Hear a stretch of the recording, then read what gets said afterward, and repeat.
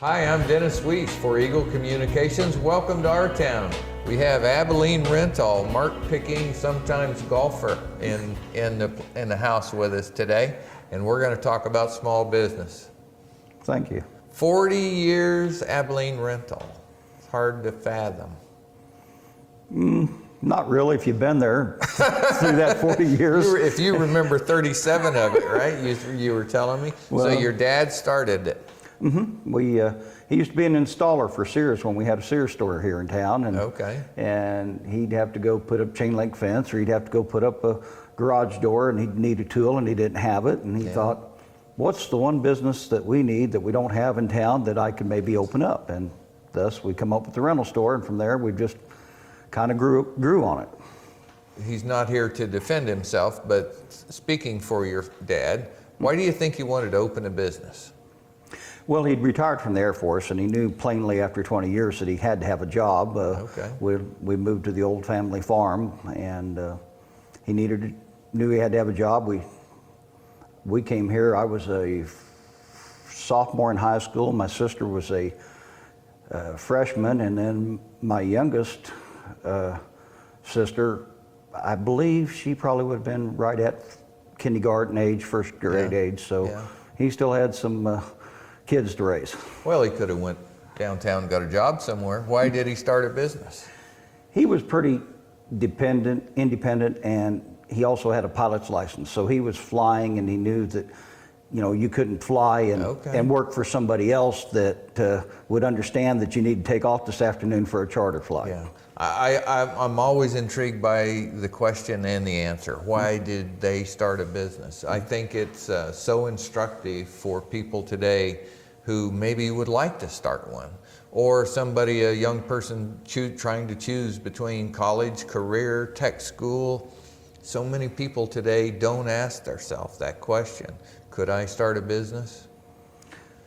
Yeah, you're right, and it's going to get harder and harder as the banks get tougher with the money, with the lending rules, and real estate and equipment costs go up, and for a bank to take a chance on somebody that's not proven, that's in our business it's pretty financially laden with the cost for buying new equipment, and so you got to kind of have a track record if you're going to spend that kind of money. I had a couple bankers in this chair speaking to them over the last few years about community banking. We're very fortunate here in Abilene to have strong community banks where you can actually go talk to the guy who's going to make the decision. Exactly. That's not common today.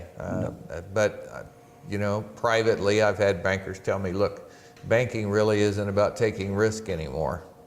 It's about you showing me that there's very little to no risk, and me giving you some money to do that. That is a different culture from probably when your dad went. Probably that fellow that lent him money probably knew there was some significant risk there.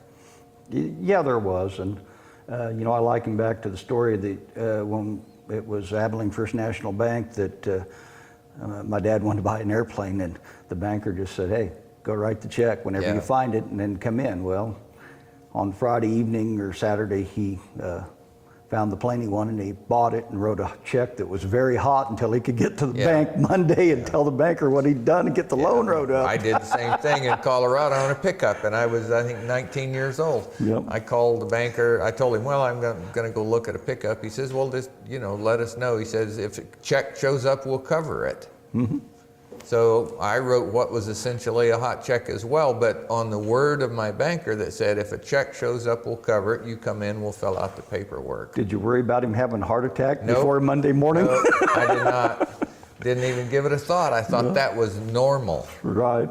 It's not. No, it's not. No, it's not. No, it's not. It was when I grew up as well, Mr. Picking. I grew up in southwest Colorado in a very rural environment.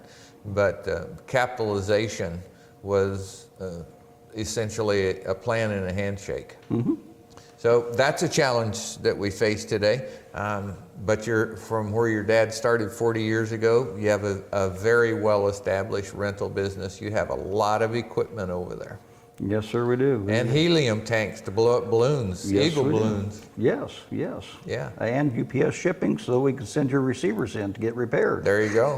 There you go. No, we started a half mile west of where we were now, and worked out of a 12 by 24 building that's now a hairdresser's shop. Okay. And had a 20 by 70 machine shed that's still up and being used by my mom, and from that, with maybe one air compressor and one trencher and some hand tools, and I think at that time we only stocked 4 or 6 lawnmowers that we sold, and that was all we did. And then we moved down to the corner and we grew and we bought more equipment and stocked more lawnmowers, and now it's not uncommon for me to have 18, 20 different push mowers in stock. And the last time I checked, I had 14 different versions of Cub Cadet riders in stock. Really? So it's that part's really grown. What's the biggest piece of equipment you rent? Probably the 2 biggest pieces of equipment we rent would be a 44-foot rough terrain forklift and a 50-foot 4x4 boom lift.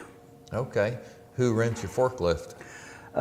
What type of businesses rent that forklift? Mostly construction. I mean, Okay. Smith Plumbing and Heating has rented it. Four Seasons has rented it to put air conditioners on roofs. Oh, okay. I get it. It also has been used quite extensively when we had the hailstorm 2 or 3 years ago by the Roofing roofers to companies? put shingles Okay. and plywood All right. on the Okay. roofs. All right. I've probably saw it around town then. Yes, it's a big orange machine with tractor tires on it. Yep. And we see your other lift at the demo derbies and things.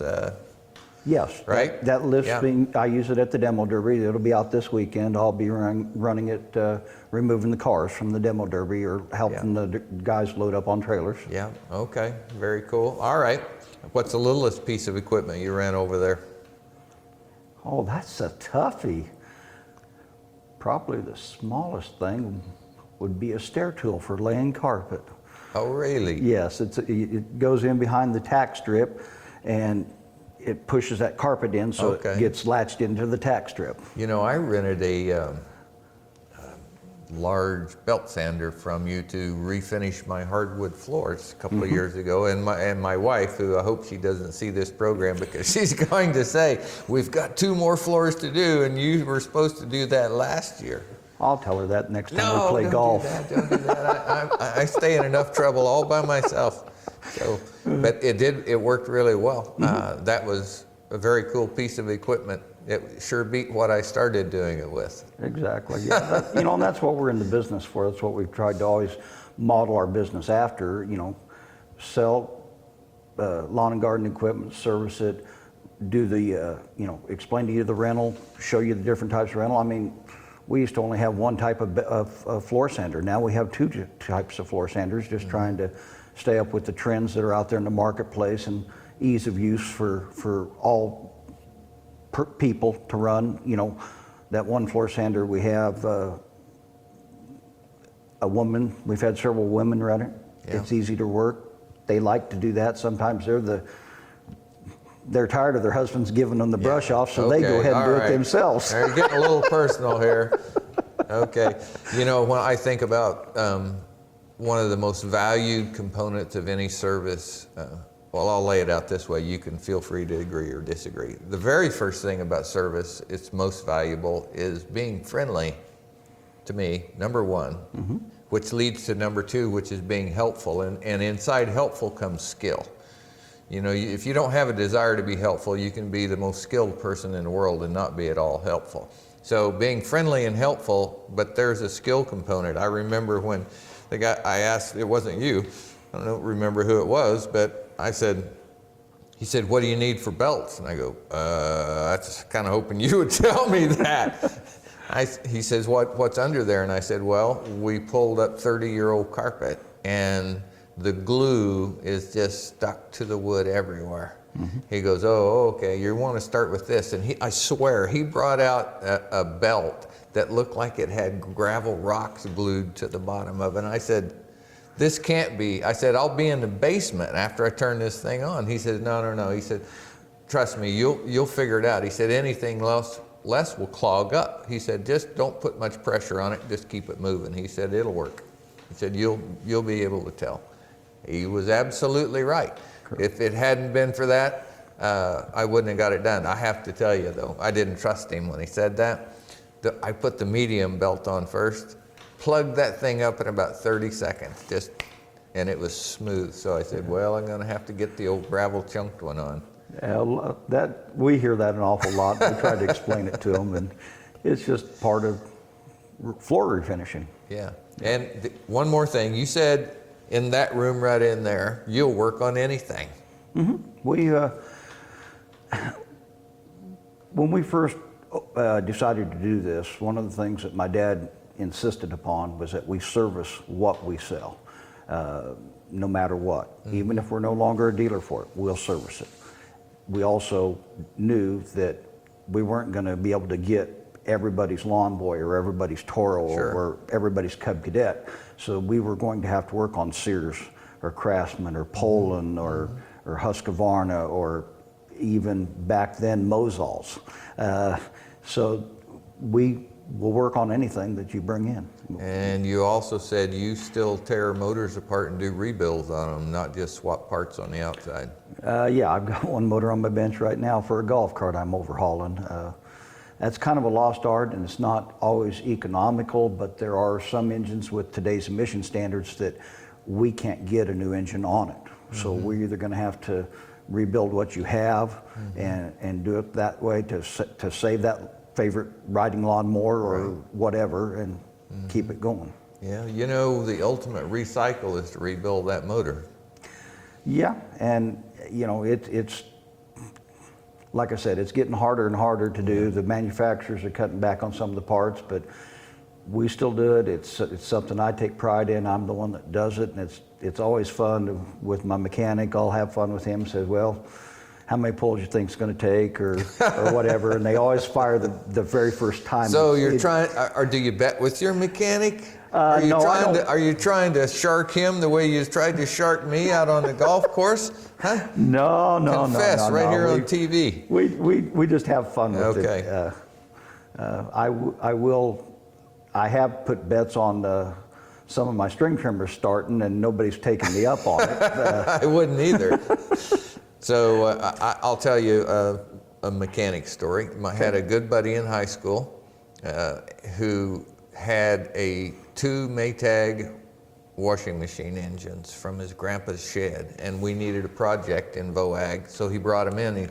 He said, we're going to rebuild them. I go, well, what are we going to do for parts? And he said, well, we're hoping between the two of them we'll have enough parts for one.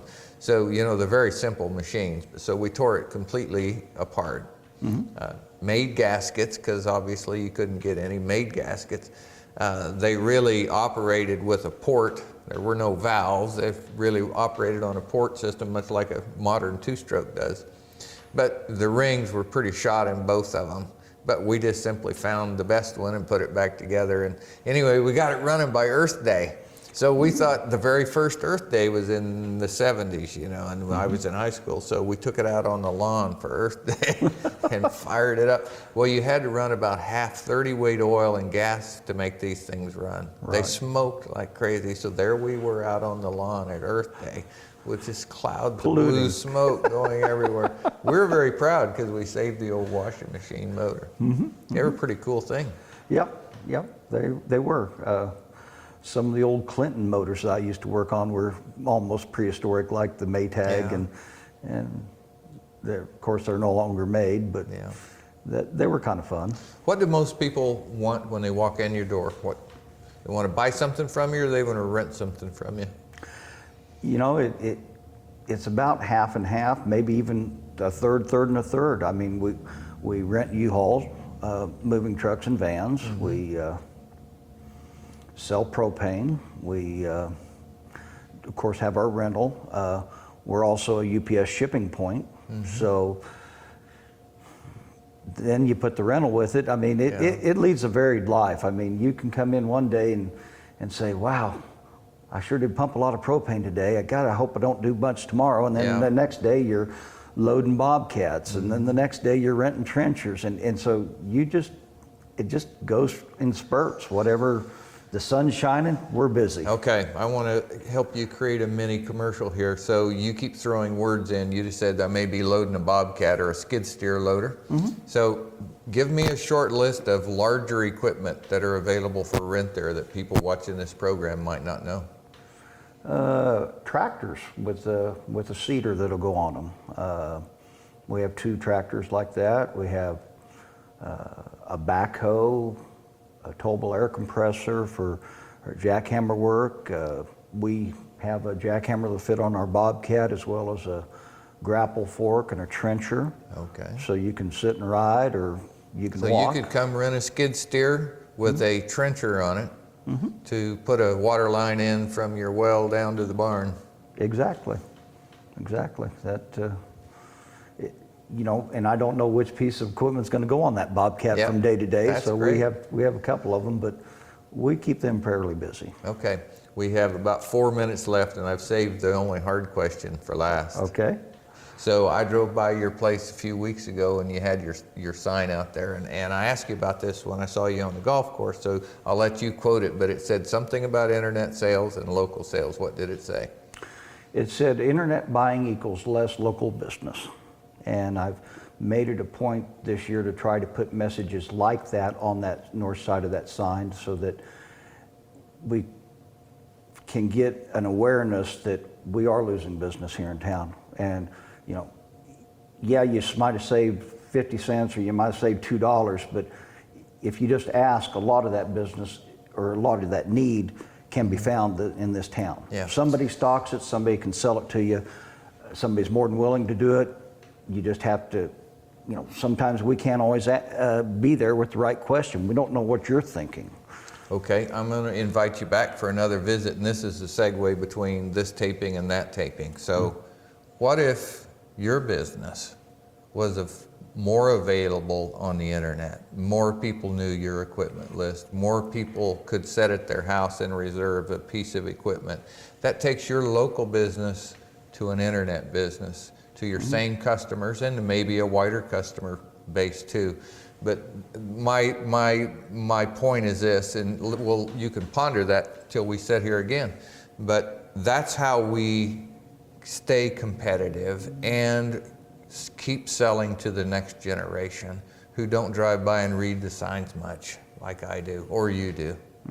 So, you know, I think I am passionate about local business, and I'm happy to have people like you sit here and tell us your history. But I think there's a segue that we have to figure out, Mark, between you and I and people like us, is how do we sell to the next generation? How do we reach them? And the internet's going to play a big choice in that choice, because they've already made the choice. You and I don't have a lot to say about it. No, you're exactly right. I mean, I have people that'll come in with a smartphone now and show me a picture and say, here's my model number, or hey, this is what I looked at. Do you have this? Can you sell this to me? Yeah. And you know, I was one of them that always thought I never did want a smartphone. That a dumb phone was just fine for me, and I now carry a smartphone. and there have been some Google searches I've used. Okay, yes, including exactly how far it is to the pin on hole 3 or 4 or 5 or 6. So you're using that technology for what you want. Now we've got to figure out how you and I can use that technology for what the customer, wants. Exactly. Agreed? Agreed. Thanks for coming in, buddy. Hey, thank you. Nice to have you on camera. Nice to play golf with you. Folks, we hope you enjoyed today's presentation. We encourage you to go visit Mark out at Abilene Rental. If you need to refinish your floor, I can tell you he's the guy to go see. So for our town, I'm Dennis Weese. Have a great day.